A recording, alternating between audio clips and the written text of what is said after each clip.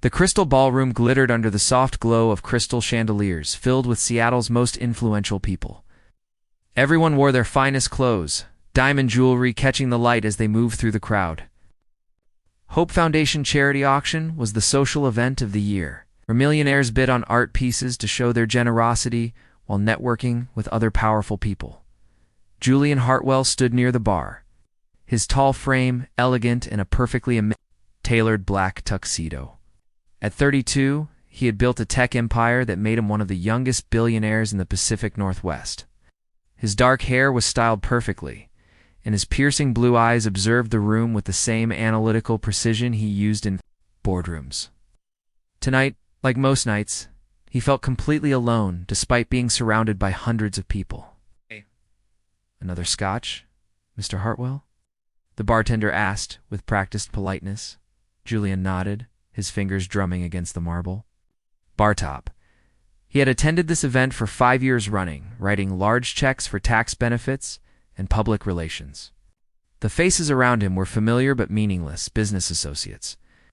Socialites, politicians, all playing the same elaborate game of wealth and influence.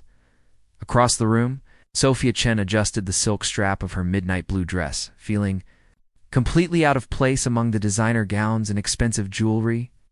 She had borrowed the dress from her friend Alina, who owned a small art gallery, and had somehow secured an invitation for both of them.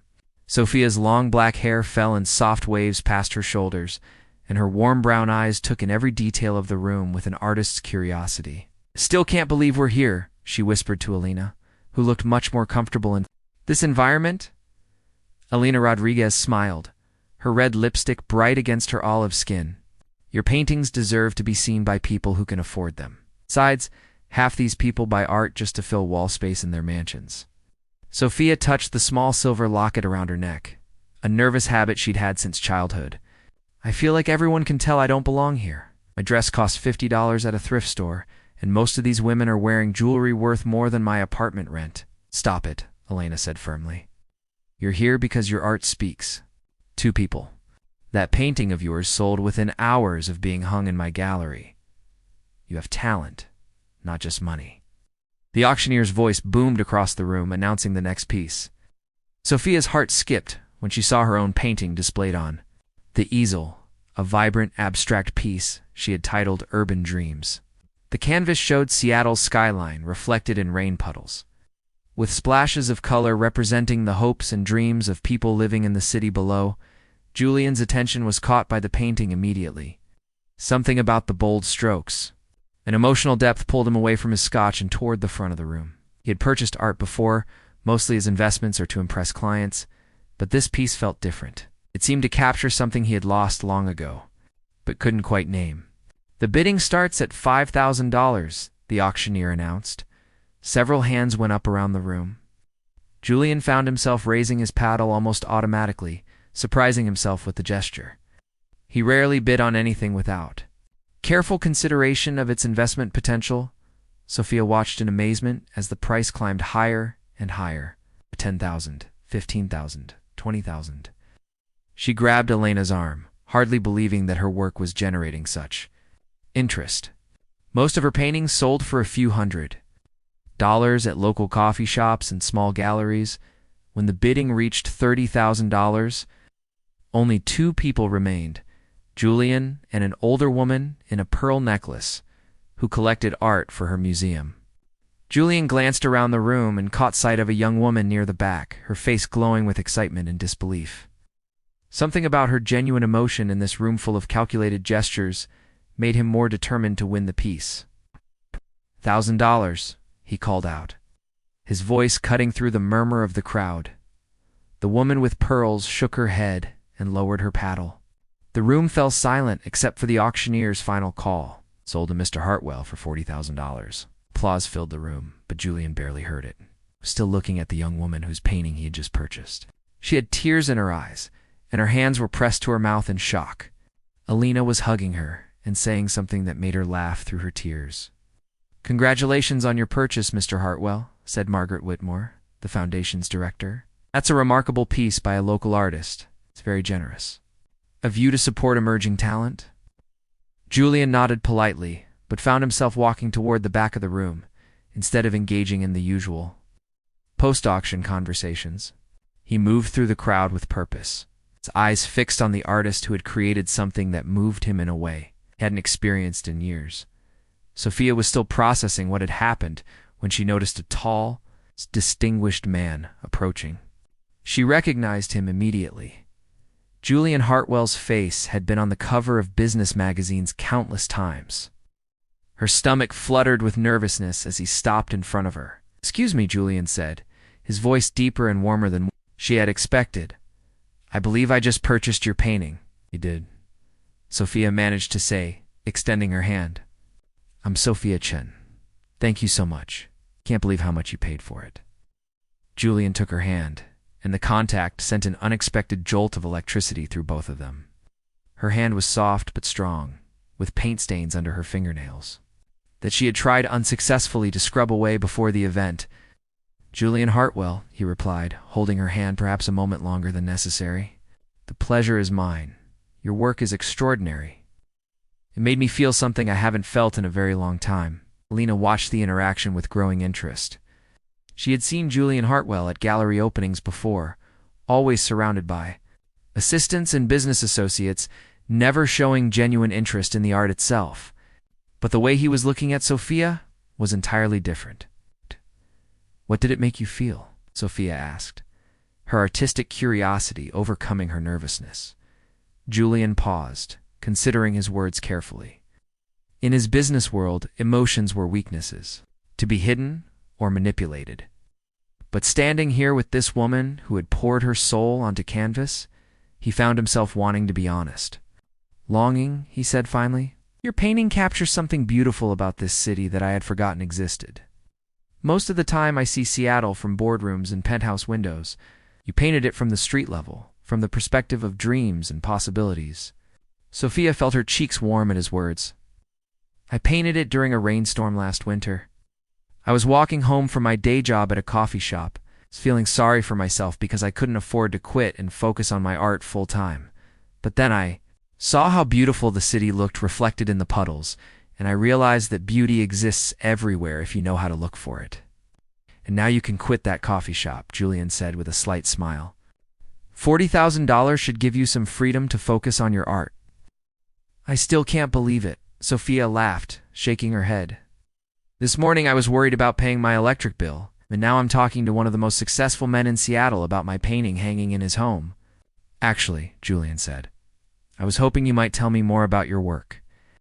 I have a feeling that piece won't be the last one I purchase from you. Would you be interested in having dinner tomorrow night? Like to hear about your artistic process?" Alina discreetly nudged Sophia, who felt her heart racing. She had never been asked out by someone like Julian Hartwell. In fact, she rarely dated at all, too focused on her art and too independent to compromise for most men she met. "I would like that," Sophia heard herself saying. "But I should warn you, I'm not much for fancy restaurants. I prefer places where you can actually have a conversation without feeling like you're on display." Julian's smile became more genuine. "I know exactly the place. How about Pike Place Market tomorrow at 7? There's a small Italian restaurant tucked away on the second level that most tourists never find." "Perfect," Sophia agreed, surprised by his choice. She had expected him to suggest some exclusive establishment that required reservations.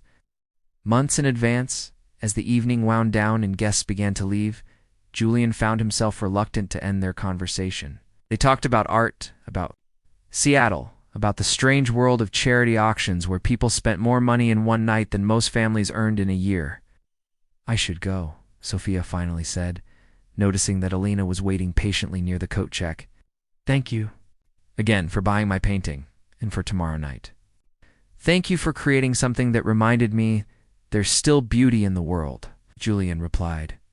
As Sophia walked away with Alina, Julian watched her go with an unfamiliar feeling in his chest. For the first time in years, he was looking forward to something that had nothing to do with business deals or profit margins. "Earth to Julian," came a familiar voice behind him. His assistant, David Park, appeared with his tablet and the usual list of urgent matters requiring attention. Car is waiting and you have the conference call with Tokyo in an hour, David said efficiently. The car is waiting and you have the conference call with Tokyo in an hour, David said efficiently. Julian nodded, but took one last look toward the exit where Sophia had disappeared. Tomorrow couldn't come soon enough. Outside the ballroom, Alina linked arms with Sophia as they waited for their taxi. So, Alina said with a knowing smile, Julian Hartwell just asked you out. I know, Sophia replied, still feeling dazed by the evening's events. I keep thinking I'm going to wake up and find out this was all a dream. What are you going to wear tomorrow? I have no idea, Sophia laughed. Everything I own comes from thrift stores or discount retailers. He probably expects someone who shops at places I can't even pronounce. Sophia, Alina said seriously, he didn't ask out your clothes or your bank account. He asked out the woman who created that beautiful painting. Be yourself. That's what caught his attention in the first place. As their taxi pulled up, Sophia looked back at the glittering ballroom one more time. Inside, Julian Hartwell was probably already back to his world of business deals and board meetings. But tomorrow night, for a few hours at least, she would have the chance to show him her world, a world where creativity mattered more than profit, where beauty was found in unexpected places, and where genuine connection was worth more than all the money in the world. The city lights blurred past the taxi window as they drove through the rain-soaked streets of Seattle, and Sophia couldn't help but smile as she thought about what tomorrow might bring. Part 2. The Dance of Hearts. 1,800 words first date at Pike Place Market the next evening. Sophia stood in front of her small apartment mirror, trying on her third outfit of the night. Her reflection showed a nervous young woman in a simple cream-colored sweater and dark jeans, her hair falling in natural waves around her shoulders. She had chosen comfort over glamour, remembering Elena's advice to be herself. Her phone buzzed. With a text from Julian, I'm downstairs whenever you're ready. No rush. Taking a deep breath, Sophia grabbed her worn leather jacket and headed down to meet him. She found Julian leaning against a modest black sedan, dressed in dark jeans and a charcoal wool sweater that made his blue eyes even more striking.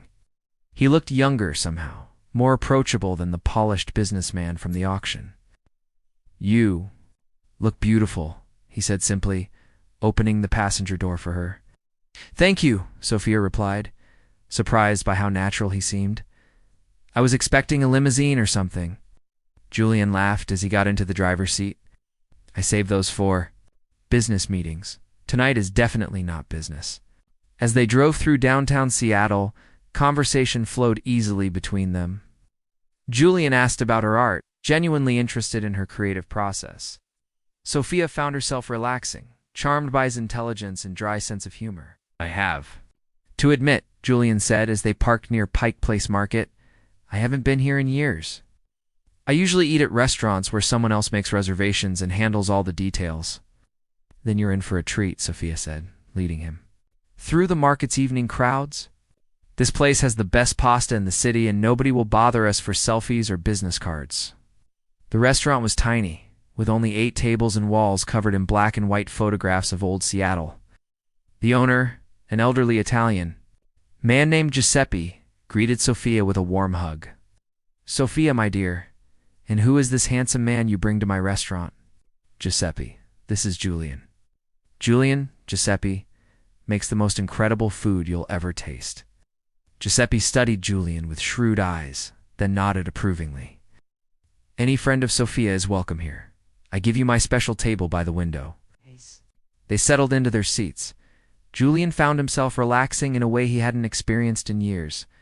The restaurant was warm and intimate, filled with the sounds of clinking glasses and quiet conversation.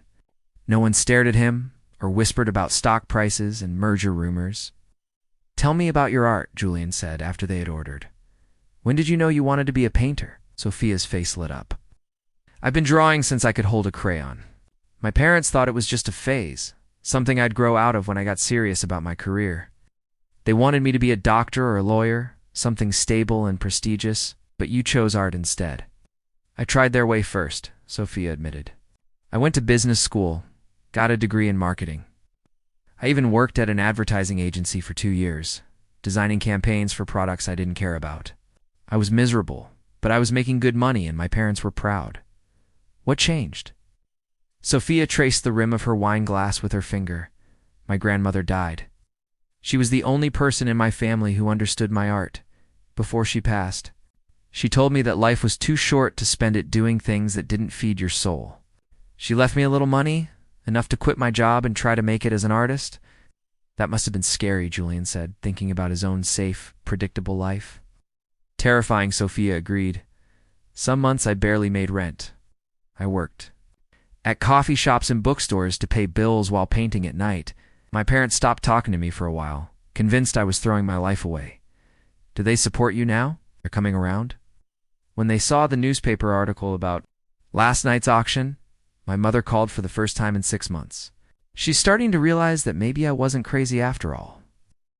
Giuseppe appeared with their food, setting down plates of homemade pasta that smelled incredible. As they ate, Julian found himself sharing things he rarely discussed with anyone. I envy your courage, he said between bites of perfectly prepared seafood linguine. I've never done anything that wasn't calculated for maximum success and minimum risk. What about your business? Building a tech company from nothing must have been risky. Julian shook his head. Not really. I had family money to fall back on, connections in the industry, and a business plan that was practically guaranteed to succeed. I've never taken a real risk in my life. Oh. But you must love what you do. You're incredibly successful. I'm good at it, Julian corrected. But love? I'm not sure I remember what that feels like. My work is about solving problems and making money. Your art is about creating beauty and meaning. They're completely different things. Sophia studied his face in the candlelight. Behind his confidence, she saw something lonely and searching. What would you do if money wasn't a factor? If you could do anything at all? Julian was quiet for a long moment. I used to want to be a teacher. When I was in college, I tutored other students in computer science and mathematics. I loved seeing the moment when someone finally understood a difficult concept. But my father convinced me that teaching was a waste of my potential. It's not too late, Sophia said gently. You could teach part-time or fund educational programs. You have the resources to make a real difference in people's lives. You make it sound simple. Maybe it is simple. Maybe we make things more complicated than they need to be. After dinner, they walked through the market's quieter evening hours, stopping to look at late-night vendors and street musicians. Julian bought Sophia a small bouquet of flowers from an elderly woman who smiled knowingly at them. You two look happy, the flower seller said. Young love is a beautiful thing. Sophia blushed, but Julian just smiled and handed over a $20 bill for flowers that cost $5. They found themselves at the waterfront, looking out over Elliott Bay, where ferries moved slowly across the dark water. The city lights reflected on the surface, creating the same kind of scene that Sophia loved to paint. I have a confession, Julian said as they stood by the railing. I've been thinking about you all day, kept finding excuses to delay meetings and cancel appointments, which is completely unlike me. I've been distracted too, Sophia admitted. I tried to paint this morning, but I kept thinking about last night instead of focusing on my work. Julian turned to face her, his expression serious. Sophia, I need you to know that this is new for me. I don't usually date women who have their own lives and dreams. Most of the women I meet are interested in my money or my connections. I need you to know that I've never dated anyone like you, Sophia replied. My last boyfriend was a musician who thought having a day job was selling out. He couldn't understand that sometimes you have to be practical to survive, so we're both in uncharted territory. Completely lost, Sophia agreed with a laugh. Julian reached out and tucked a strand of hair behind her ear, his touch gentle and tentative. Would you like to be lost together for a while? See where this leads us? I'd like that, Sophia whispered. He leaned down and kissed her softly, and Sophia felt something shift inside her chest. This wasn't the desperate passion of youth or the comfortable affection of friendship. This was something deeper, more complex. It felt like coming home and setting off on an adventure at the same time. When they separated, Julian rested his forehead against hers. I should probably take you home. It's getting late, and I don't want to rush this. You're right, Sophia. said, though part of her wanted the evening to continue forever as they drove back to her apartment. Sophia found herself studying Julian's profile in the dashboard lights. He was nothing like the cold, ruthless businessman she had imagined billionaires to be. He was thoughtful and kind, with a dry sense of humor that caught her off guard. "Thank you for tonight," she said, as he walked her to her building's entrance. "I had a wonderful time." "So did I. Would you like to have dinner again tomorrow? I know another hidden gem that I think you'd enjoy." "Tomorrow I have to work at the gallery until 9, Sophia said. "Alina is showing a new collection, and I promised to help with the opening reception." "Then I'll come to the gallery," Julian said without hesitation. "I'd like to see more of your work and meet Alina properly." Sophia felt a flutter of nervousness. It's not like last night's auction.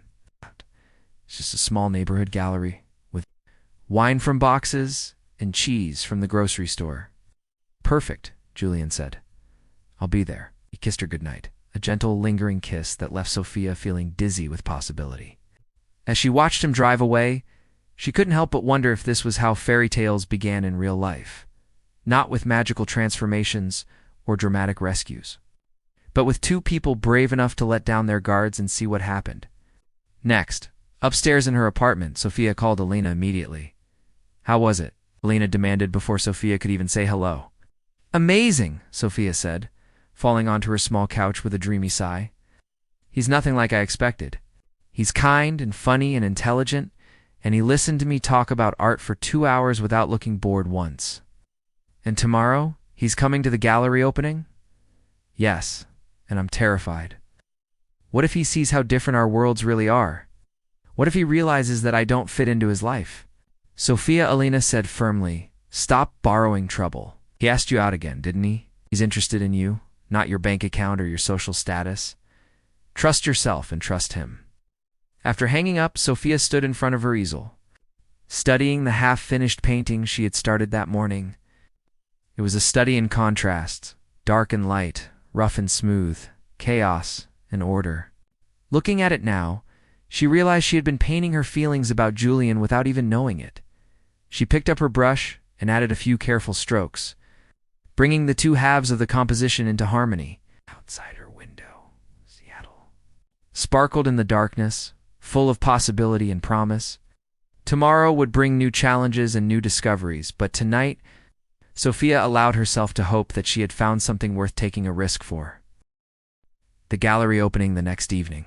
Elena's gallery buzzed with activity as Seattle's art community gathered for the opening reception. Sophia moved through the crowd, greeting visitors and explaining the featured artworks. She wore a simple, black dress that Elena had insisted she borrow. Her nervousness showed in the way she kept checking the door for Julian's arrival. "Relax," Elena whispered as she passed by with a tray of wine glasses. "He'll be here, even if he doesn't. Show up, you'll survive. You were fine before you met him." Sophia nodded, but her heart skipped when she finally saw Julian enter the gallery. He looked slightly out of place among the artists and students in their vintage clothes and bold accessories. But he moved confidently through the space, studying each piece with genuine interest. Their eyes met across the room, and Julian's face broke into a warm smile. He made his way toward her, stopping occasionally to look at paintings and sculptures with the same focused attention he brought to everything else. "Sorry I'm late," he said when he reached her. "I got caught up looking at everything." "This place is incredible." "Alina has a good eye for emerging talent," Sophia replied, feeling some of her nervousness fade. "Most of these artists are just starting their careers, but their work is amazing." Julian nodded toward a corner where several of Sophia's pieces hung, including yours. "I've been studying that landscape over there for 10 minutes, and I keep seeing new details." Before Sophia could respond, a familiar voice interrupted them. Well, Julian Hartwell, slumming it with the starving artists. They turned to see Connor Blake, a tech journalist who had written several critical articles about Julian's business practices. Connor was thin and sharp-featured, with the kind of aggressive confidence that came from having a platform to voice his opinions. "Connor," Julian said evenly, "I didn't expect to see you here." "I'm always interested in how the other half lives," Connor replied with a smirk. "Especially when Seattle's most ruthless billionaire suddenly develops an interest in local art." What's the angle here, Julian? Tax write-off? Public relations move? Sophia felt Julian tense beside her, but his voice remained calm. No angle. I'm here because I appreciate good art and good company. Connor's eyes moved to Sophia with calculating interest. And you must be the artist. Sophia Chen, right? The one who sold Julian that painting for $40,000? Nice work if you can get it. Connor Alina appeared at Sophia's side, her voice cold. Either buy something or leave. This is a private event. Just making conversation, Connor said, but his attention was clearly focused on the story he sensed brewing. I'm sure our readers would love to know about Julian's sudden passion for supporting local artists. Very heartwarming. Moved away, Julian ran a hand through his hair. I'm sorry about that. He's been trying to dig up dirt on me for years. Is he going to write about us? Sophia asked, feeling a chill of worry. Probably. Connor sees conspiracies and ulterior motives everywhere. He can't accept that sometimes people do things simply because they want to. Alina squeezed Sophia's shoulder. Don't let him ruin tonight. Julian, would you like me to show you some of Sophia's other work? For the next hour, Julian followed Alina and Sophia around the gallery, asking thoughtful questions about technique and inspiration. Sophia found herself relaxing again, charmed by his genuine curiosity and the way he listened to her explanations without interrupting or trying to show off his own knowledge. You see the world differently than most people, Julian said as they stood in front of one of her cityscapes. You find beauty in places where others only see problems. That's what art is supposed to do, Sophia replied. Show people new ways of seeing familiar things. As the evening wound down and the crowd began to thin, Julian helped Sophia and Alina clean up glasses and take down promotional materials. He worked without being asked, rolling up his sleeves and treating the simple tasks with the same attention he gave million-dollar deals. You don't have to do that, Sophia said, watching him carefully stack chairs. I want to help. Besides, I like seeing how things work behind the scenes. Lena observed their easy cooperation with growing fondness. She had been protective of Sophia for years, watching her friend struggle to balance her artistic dreams with financial reality. But seeing Julian's genuine care and respect for Sophia's world made her think that maybe this unlikely romance had real potential. As they finished cleaning up, the three of them headed to a nearby Thai restaurant for a late dinner. The conversation flowed naturally, touching on art, business, and the strange intersection of their two worlds. For the first time since meeting Julian, Sophia felt like she could see a future where their different backgrounds might actually complement each other, rather than divide them. 3 days after the gallery opening, Sophia woke up to 17 missed calls and dozens of text messages. She grabbed her phone with growing alarm, scrolling through messages from friends, family members, and complete strangers. The first call she returned was to Alina, who answered immediately. Have you seen the article? Alina asked without preamble. Article Connor Blake published a piece this morning titled, Billionaire's New Hobby, Collecting Art and Artists. It's all over social media. Sophia's stomach dropped as she pulled up the article on her laptop. The headline was bad enough, but the content was worse. Connor had written a cynical piece suggesting that Julian was manipulating the local art market and taking advantage of struggling artists for his own amusement. He portrayed Sophia as a naive young woman being used by a calculating businessman. The article included photos from the gallery opening, showing Julian and Sophia looking at art together and talking intimately. But Connor's captions twisted their obvious connection into something predatory and calculated. Her phone rang again. This time it was her mother. Sophia, what is this article I'm reading online? Who is this man, and what does he want from you? Mom, it's not what the article makes it sound like. Julian is a good person, and we're just getting to know each other. He's a billionaire, Sophia. People like that don't date people like us unless they want something. What could he possibly see in you that he can't find among his own kind? Words stung, even though Sophia knew her mother meant them protectively rather than cruelly. Thanks for the vote of confidence, Mom. You know what I mean? Be careful. Ow. Rich men play by different rules than the rest of us. After hanging up, Sophia sat in her small apartment feeling overwhelmed. Her phone continued to buzz with notifications, friend requests from strangers, and messages from reporters wanting quotes about her relationship with Julian. She was still staring at her phone when someone knocked on her door. Through the peephole, she saw Julian standing in the hallway, looking uncharacteristically disheveled. "I'm so sorry," he said the moment she opened the door. "I've been trying to call you, but I figured you might not want to talk to me after that article." "It's not your fault," Sophia said, stepping aside to let him in. "Though I have to admit, this is all a little overwhelming." Julian looked around her apartment, taking in the easel by the window, the canvases stacked against the walls, and the simple furniture that somehow created a space that felt more like home than his expensive penthouse. "Connor Blake is a professional troublemaker," Julian said. "He takes half-truths and spins them into sensational stories. Most people who know me will see right through it. But what about people who don't know you? What about my family, my friends, the other artists I work with? They're all going to think I'm some kind of gold digger who sold out for money." Julian sat down on her small couch, and for the first time since she'd met him, he looked uncertain. "Maybe we should take a step back. Let things cool down for a while until the media attention dies down." Sophia stared at him in disbelief. "Is that what you want? To take a step back? I want to protect you. Never wanted you to get hurt because of me. And I never wanted to be protected like I'm some fragile thing that can't handle the real world," Sophia shot back.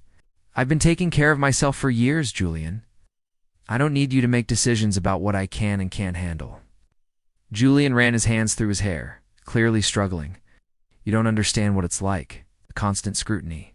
The assumption that every relationship is calculated. Every gesture has an ulterior motive. I've watched it destroy people." "Then why did you ask me out in the first place?" Sophia demanded. "Did you think we could date in secret forever? Did you think your world and mine would never collide? ... Double quotes. Julian paused, looking lost. "I thought maybe I could have something real for once. Something that wasn't about business or strategy or public image. But maybe I was naive." Sophia felt something crack inside her chest. Maybe you were. "And maybe I was naive too, thinking that someone like you could actually care about someone like me without it being some kind of charity project or midlife crisis." "That's not fair, and you know it," Julian said, standing up. "What I feel for you has nothing to do with charity or a crisis. It's the most real thing in my life." "Then prove it," Sophia challenged. "Stop trying to protect me and start trusting me. I can handle whatever comes next, but only if we face it together." Julian looked at her for a long moment, seeing the steel beneath her artistic sensitivity. This was the woman who had walked away from a safe career to pursue her dreams, who had survived years of financial uncertainty to create something beautiful. She was stronger than he had given her credit for. "You're right," he said finally. "I'm sorry. I'm not used to having someone in my life who's worth fighting for. And I'm not used to having someone who wants to fight for me," Sophia admitted, her anger softening. "But we're both going to have to learn." Julian crossed the room and took her hands. "I don't want to take a step back. I want to move forward, whatever that looks like. But I need you to promise me something." "What?"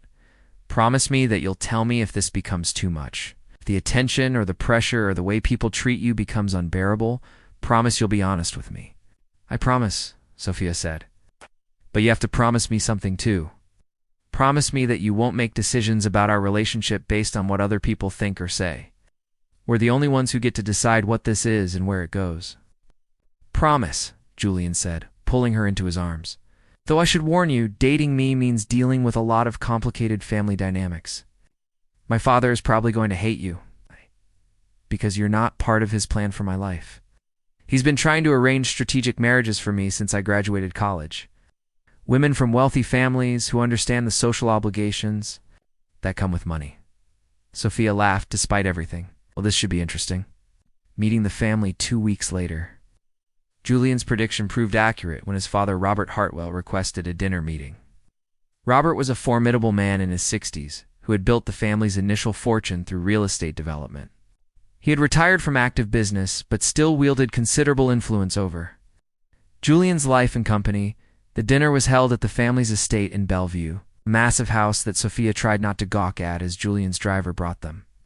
Up the circular driveway, the house was beautiful, but cold.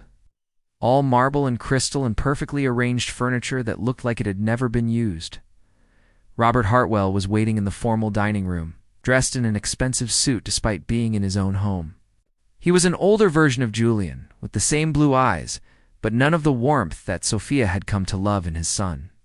"Father, I'd like you to meet Sophia Chen," Julian said formally. "Sophia, this is my father, Robert Hartwell." "Mr. Hartwell," Sophia said, extending her hand. "Thank you for inviting me to your home." Robert shook her hand briefly, his grip firm but impersonal. "Miss Chen, Julian has told me very little about you, so I had to read about your relationship. In the newspapers?" The dinner was an ordeal of subtle interrogation, disguised as polite conversation. Robert asked about Sophia's family background, her education, her career plans, and her finances with the thoroughness of a background investigator. Julian grew increasingly tense as the evening progressed, but Sophia answered each question honestly and directly. "Art is certainly an interesting hobby," Robert said over dessert, "though I imagine it's difficult to make a living at it." "It can be challenging," Sophia agreed. "But I'd rather struggle doing something I love than succeed at something that makes me miserable." "How refreshingly idealistic," Robert said with a smile that didn't reach his eyes. "Though I imagine Julian's financial support makes it easier to maintain such principles." "Actually," Sophia said calmly, "Julian and I split expenses when we go out together. And I pay for my own apartment and living expenses with money I earn from my art and part-time work. I don't need or want financial support from anyone." Robert's eyebrows rose slightly. "How admirable. And what are your intentions regarding my son?" Julian set down his fork with more force than necessary. "Father, that's enough. It's okay," Sophia said, meeting Robert's gaze steadily. "I don't care about Julian very much. Not interested in his money or his social position. I'm interested in the man who makes me laugh, who listens when I talk about my dreams, and who sees beauty in things that most people overlook. And when the novelty wears off," Robert asked, "when you realize that being with someone in Julian's position means constant scrutiny, social obligations, and expectations that you may not be prepared for. Then we'll deal with those challenges together, or we'll decide that we're not right for each other," Sophia replied. "But we'll make that decision based on who we are, not on what other people expect us to be." Robert studied her for a moment, then turned to Julian. "She has backbone, I'll give her that, though I still think you're making a mistake." "The only mistake I'm making," Julian said quietly, "is continuing to seek your approval for decisions about my personal life." The drive back to Sophia's apartment was quiet until Julian finally spoke. "I'm sorry about tonight. My father can be difficult." "He loves you," Sophia said. "He's just protecting you the only way he knows how. He sees me as a threat to the life he's planned for you." "Are you a threat to that life?" Sophia considered the question seriously. "Yes, probably. I can't be the kind of wife who hosts charity luncheons and makes small talk at business dinners. I can't pretend to care about social climbing or strategic networking. If that's what you need in a partner, then you should probably find someone else." Julian pulled the car over and turned to face her. "What I need is someone who challenges me to be better than I am. Someone who reminds me that there's more to life than profit margins and quarterly reports. What I need is you, even if it means disappointing your father, especially then. I've spent my whole life trying to meet his expectations, and I've never been happier than I am right now, sitting in this car with a woman who doesn't care about my bank account or my family name." Sophia leaned over and kissed him softly. "Good, because I'm not going anywhere." The choice 6 months after their first meeting, Julian and Sophia had settled into a rhythm that worked for both of them. They split their time between his penthouse and her small apartment, finding ways to bridge their different worlds. Julian had started teaching a weekend computer science class at a community college, fulfilling his long-buried dream of education. Sophia's art was gaining recognition. Several galleries in Seattle and Portland interested in showing her work. But the real test came when Julian received an offer to sell his company to a major tech conglomerate for an astronomical sum. The deal would make him one of the wealthiest men in the country. But it would also require him to move to New York and take on a high-profile executive role that would consume his life. "It's the opportunity of a lifetime," Julian told Sophia as they walked along the waterfront, where they had shared their first kiss. The kind of deal that most entrepreneurs only dream about. "Do you want it?" Sophia asked. Julian was quiet for a long time. A year ago, I would have said yes immediately, but now I'm not sure. Taking this deal would mean giving up everything I've built here. The teaching, the community connections, the life we've created together. You could still have those things in New York, Sophia said, though her heart was breaking at the thought of him leaving. Could we? Your life is here, your gallery connections, your friends. I can't ask you to give all that up to follow me across the country. You're not asking. I'm offering. If you want to take this deal, I'll come with you. My art can travel, and there are galleries in New York too.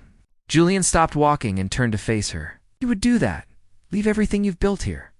I would do it for you, Sophia said simply, but only if it's what you really want.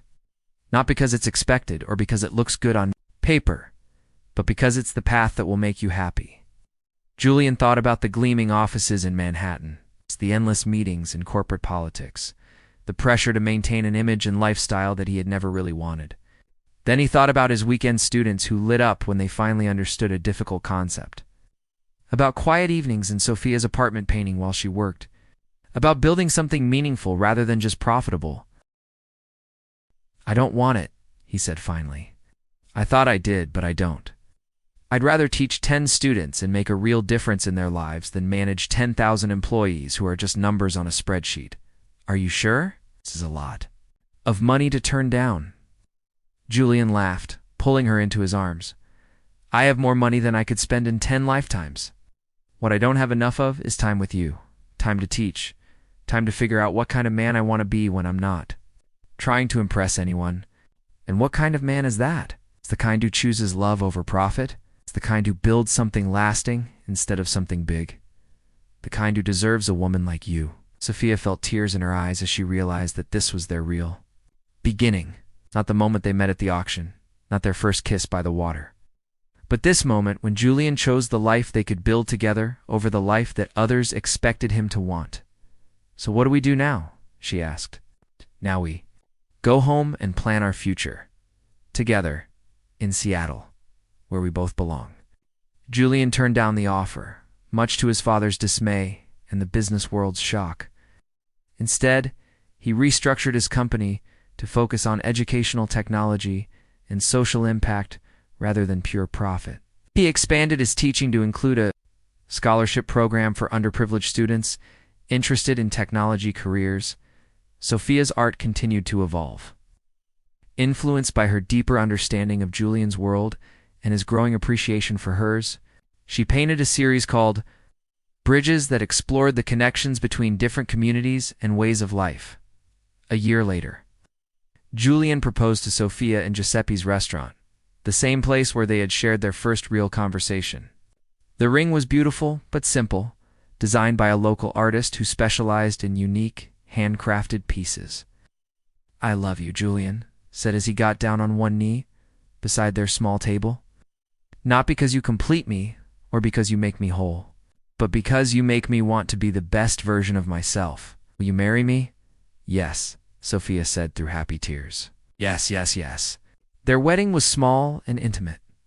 Held in Elena's gallery, surrounded by Sophia's paintings and their closest friends. Giuseppe catered the reception with the same pasta they had shared on their first date. Julian's father attended reluctantly, but found himself charmed by Sophia's genuine warmth and her obvious devotion to his son, as they danced to their first song as husband and wife. Julian whispered in Sophia's ear, "Thank you for showing me what real success looks like." "What does it look like?" Sophia whispered back. "It looks like love. It looks like choosing the right person over the easy choice. It looks like building something beautiful together, even if the rest of the world doesn't understand it." Sophia smiled and rested her head against his shoulder, feeling grateful for the unexpected turn her life had taken. She had walked into that charity auction expecting nothing more than moral support for a friend, and walked out with a love story she never could have painted, no matter how vivid her imagination. Sometimes the most beautiful things in life were the ones you never saw coming, the ones that happened when you were brave enough to be yourself and open enough to let someone else be themselves too. And as they swayed together, surrounded by art and love and the promise of whatever came next, both Julian and Sophia knew they had found something worth more than all the money in the world. The end.